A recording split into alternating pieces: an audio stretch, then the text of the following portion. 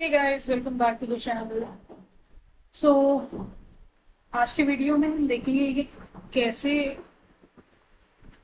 Plots को create करते हैं आर स्टूडियो में. In other terms, how to analyse और how to visualise data in R studio. और उसके बेसिक स्टेप से जाएंगे कि कैसे एक प्लॉट को या फिर एक ग्राफ को हम टाइटल देते हैं, कैसे हम उसमें लेबल्स को ऐड करते हैं, कैसे एट्रीब्यूट्स को कस्टमाइज कर सकते हैं.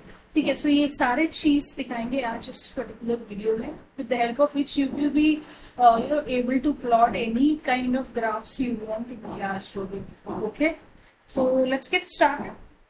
सो सबसे पहले, for visualizing any kind of data you need to have a data, right? So suppose हम एक sample data यहाँ पे ले लेते हैं. ठीक है, तो suppose sample data. So hashtag का यूज कर रहे हैं कमेंट करने के लिए कि कहीं भी प्रोग्राम में आप कमेंट करना चाहो, so you can use hashtag. okay, next line पे जाते हैं. सपोज एक वेरिएबल लेते हैं x एंड देन उसमें कुछ एलिमेंट्स डालते हैं, suppose 1 3 4 5. okay, and let's take another variable as y and उसमें कुछ variables या फिर elements डालते हैं as 2, 4 ले लिए, 1 ले लिए, 3 ले लिए, 5 ले लिए. ठीक है, तो ये मेरा x और y एक्सिस मेरे पास हुआ. So it's like a sample data. सबसे पहला तो चीज है कि प्लॉट कैसे क्रिएट करते हैं. सो सिंपली हम लिख सकते हैं क्रिएट प्लॉट. ठीक है, वो पहले देखते हैं. तो उसके लिए क्या करना है, डायरेक्टली प्लॉट फंक्शन अवेलेबल होता है. ठीक है, for any kind of plotting. So ideally in R studio अगर आप प्लॉट फंक्शन का यूज करते हो तो आपको इस स्कैटर फॉर्म के स्कैटर प्लॉट के फॉर्म में आउटपुट देगा. ठीक है, तो अगर हम प्लॉट एक्स वाई लिखते हैं यहाँ पे डायरेक्टली, सो आप आउटपुट देखोगे कुछ इस तरीके का आएगा. ओके, ये कुछ आपका आउटपुट आएगा. अब इसी में हमको क्या करना है, नेक्स्ट पार्ट क्या करना है, हमको इस प्लॉट को एक टाइटल. ठीक है, फाइन. सो टाइटल देने के लिए हम क्या करेंगे, डायरेक्ट लिख सकते हैं टाइटल एंड देन उसके अंदर हम डाल सकते हैं whatever I want to write. ठीक है, सपोज स्कैटर प्लॉट एग्जाम्पल.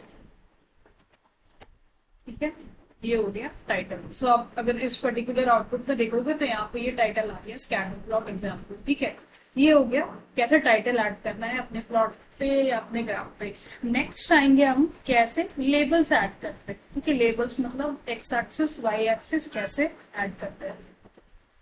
ठीक है, तो उसके लिए क्या करेंगे, सबसे पहले तो लिखेंगे एक्स लैब. ठीक है, एक्स लैब और उसके अंदर आप ब्रैकेट्स में इन्वर्टेड कॉमा के अंदर से हम डाल दिए एक्स एक्सिस. ठीक है,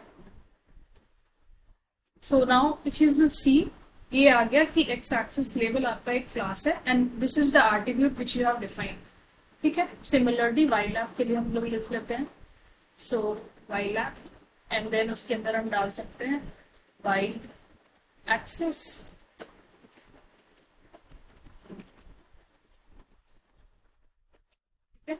तो ये भी शो करेगा कि आप एक एट्रीब्यूट डिफाइन कर रहे हो क्लास जो कि वाई लैब है, विच इज माई लेबल. ठीक है, अब नेक्स्ट पार्ट आता है कि कैसे आप एट्रीब्यूट्स को कस्टमाइज करते हो. एट्रीब्यूट्स मतलब सपोज अगर ये प्लॉट में देखोगे तो in this plot you will see the circles which are there which shows the scatter plot. उसको we want to put some color to it or we want to look more, the plot should look more interesting. so उसके लिए क्या करना है हम लोगों को. सारे चीजों को, ये जितने भी चीजें जो कि हो गया आपका लेबल हो गया, टाइटल देना हो गया, ये सारी चीज को एक में कंबाइन करके कैसे लिख सकते हैं. तो उसके लिए क्या करेंगे, प्लॉट डालते हैं and then I write x comma y. ठीक है, जो कि हमारा एक्स एक्सिस वाई एक्सिस हो गया. फिर हम लिखते हैं colour which stands for colour. ठीक है, और सपोज मान लो ये जो सर्कल आया है इसका वैल्यू डाल देते हैं ब्लू.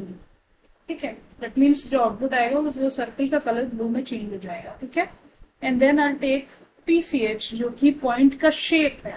ठीक है, PCH stands for point shape, मतलब ये जो डॉट्स है यहाँ पे, इसका शेप कैसा होना चाहिए, उसका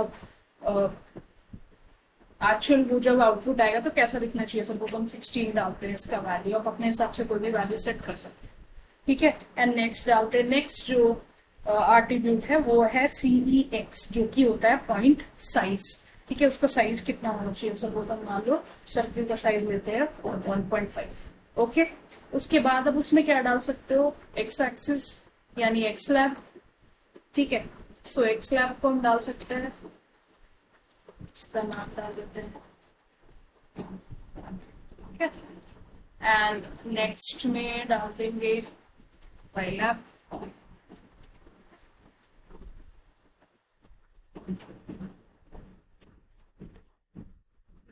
ये हो गया मेरा पूरा, okay. Now if I just press enter, आप आउटपुट देखोगे तो ये कुछ इस फॉर्म में आपको दिखेगा, ठीक है। इसको स्क्रीन को बड़ा कर देती हूँ so I will be able to see. ये कुछ इस तरीके से आउटपुट दिखेगा, ठीक है। ये ओरिजिनल था कैसे आउटपुट दिख रहा था, और ये हो गया फाइनल आउटपुट। सो आप इसमें देखोगे एक्स एक्सिस वाई एक्सिस, इसका नाम आ गया, and then the plots which are there in this particular, you see like the plots का जो सर्कल है उसमें कोई कलर नहीं है, साइज नहीं है।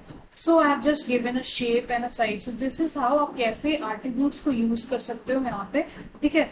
और कहीं पे भी इस्तेमाल कर सकते हो आप अपने प्लॉटिंग सेक्शन में। सो ये दो तीन चीज को आपको ध्यान रखना है। सबसे पहला तो कलर, दूसरा हो गया आपका PCH, एंड नेक्स्ट हो गया आपका CEX वैल्यू, दैट मीन्स आपका पॉइंट का शेप, ओके। एंड पॉइंट का साइज किस तरीके से होना चाहिए वो, ओके। सो ये सारी चीजों को आपको ध्यान में रखना है। And then with the help of this, any beginner who are trying to plot graph in RStudio और visualize any data easily कर सकते हो, और अपने प्लॉट्स को या फिर अपने ग्राफ को इंटरेस्टिंग बना सकते हो, ठीक है। अब एक क्वेश्चन आएगा आप लोगों के दिमाग में कि ये पर्टिकुलर स्क्रीन दो पार्ट में कैसे डिवाइडेड है, मतलब जो आउटपुट है ना वो दो पार्ट में कैसे डिवाइडेड है। So for that do let me know in the comment section कि उसके बारे में अगर आपको जानना है कि कैसे आप एक ही स्क्रीन में 3-4 ग्राफ्स बना सकते हो एंड देन इसको एनालाइज कर सकते हो, ठीक है। So do comment in the comment box कि आपको उस पर वीडियो चाहिए कि नहीं। सो अगर चाहिए तो उस पर वीडियो भी बनेगा, ओके। सो होप आपको ये वीडियो पसंद आया, तो पसंद आया तो शेयर करो, लाइक करो, कमेंट करो, and don't forget to subscribe to our channel.